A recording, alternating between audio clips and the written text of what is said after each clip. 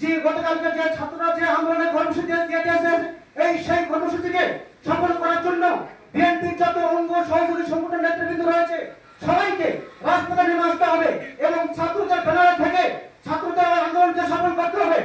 দুঃখের বিষয় আজকে যে ছাত্র জনতার অভ্যুত্থানের মাধ্যমে এই স্বৈরশাসকের পতন হয়েছে। আজকে ছাত্রদের মধ্যে অনেকে লেখাপড়ার জন্য প্রতিষ্ঠানে ফিরে গিয়েছে, কিন্তু কিছু ক্ষমতালোভী এই ছাত্রদের ব্যানারকে ব্যবহার করে তারা রাজনৈতিক দলগঠন করেছে এবং আগামী দিনে এই বাংলাদেশে একটি স্বৈরশাসন প্রতিষ্ঠা করার চেষ্টা করতেছে।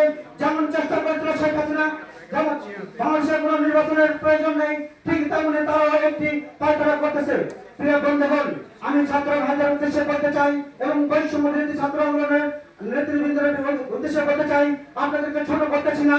আপনাদের ব্যানারে আমাদের বিএনপির সকল পর্যায়ের নেতৃবৃন্দ ও বাংলাদেশের ৬৮,০০০ গ্রামের সকল জনগণকে নিয়ে বিএনপি রাজপথে ছিল, বিদায় এই আন্দোলন সফল হয়েছিল এবং গণঅভ্যুত্থান হয়েছিল, যার জন্য এই স্বৈরশাসক শেখ হাসিনা সরকার বাংলাদেশ থেকে পালিয়ে যেতে বাধ্য হয়েছিল।